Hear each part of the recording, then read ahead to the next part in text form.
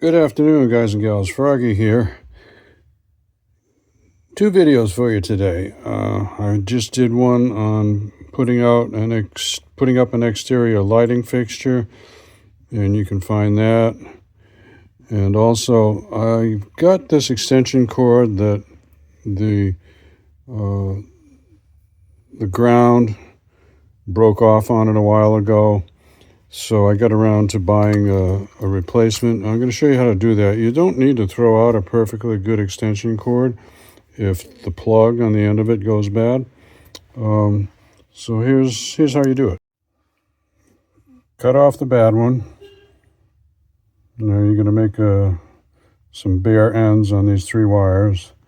Just take a knife and strip back this exterior to about, let's see if they give you a measure.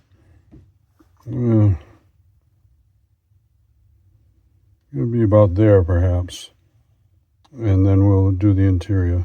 I like to make a shallow cut around the whole circumference with a knife.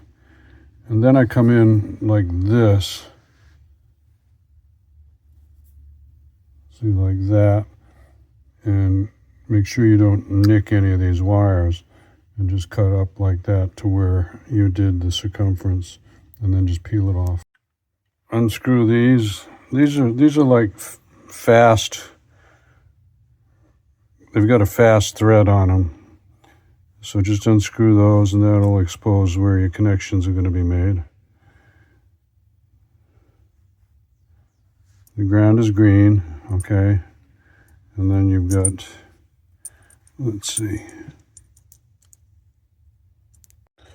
Well, they don't really give you a gauge on how much to strip off, but the way you figure it out is just take the wire like that and stick it where it's going to go, and just look at that length there. It's about 1/4 inch. You don't want to have more because then you got bare wire sticking out here. You don't want to have less because then you won't be getting good contact. So we're going to go about 1/4 inch. So I used a stripping tool like this. It's either a 14 or a 16 gauge. Give it a little twist when you're done so you don't have any loose flyaway strands.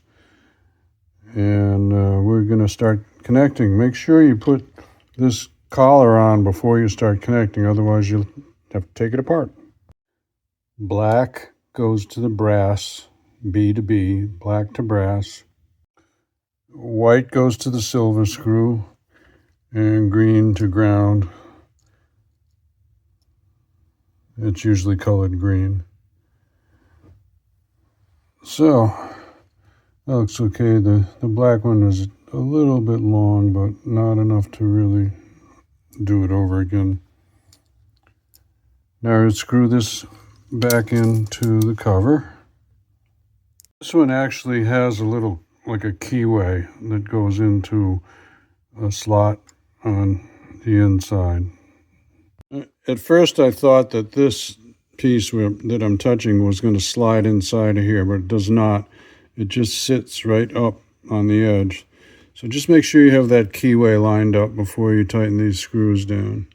Make sure they're all even. This is a little bit of a narrow screwdriver blade required. That one was a little too thick, so I went with a narrower one.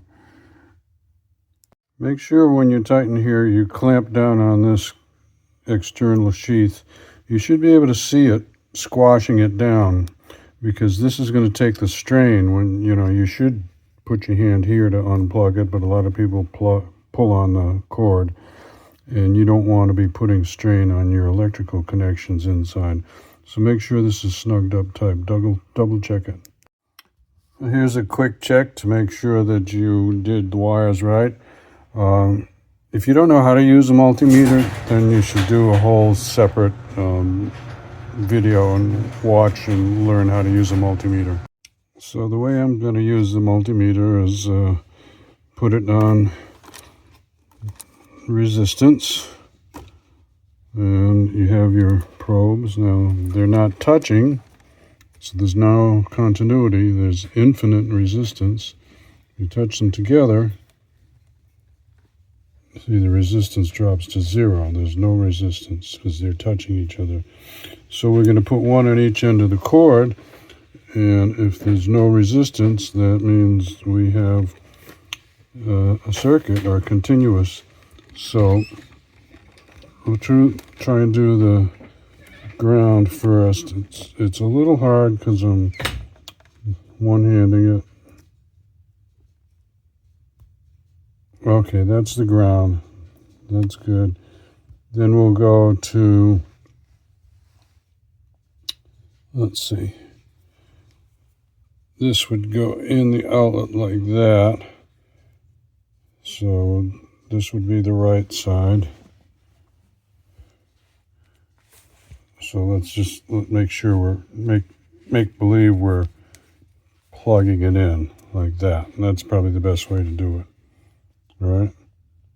So we're going to do this right side to the big opening.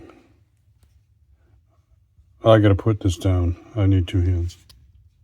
Okay, so we lined it up. That's the right side to the big opening, and there's 0 resistance. So we know the third one's okay, because if the other 2 are okay, the third one's okay. Now, when this was new, this actually had a little feature where it would light up here when the other end was connected, which was kind of neat, but I don't think it works anymore. But I'm not going to replace this yet because all the outlets work. It's just that they don't light up. And then if I do ever replace this, I'll probably look for one that lights up. It's kind of a nice feature. And I'll look for one that has more than one outlet on the end. Okay? So give me a thumbs up or a like if this helps you out. Subscribe to my channel if you want more from Froggy. Ring the bell if you want notifications. Be safe, have fun. Froggy out. Bye-bye.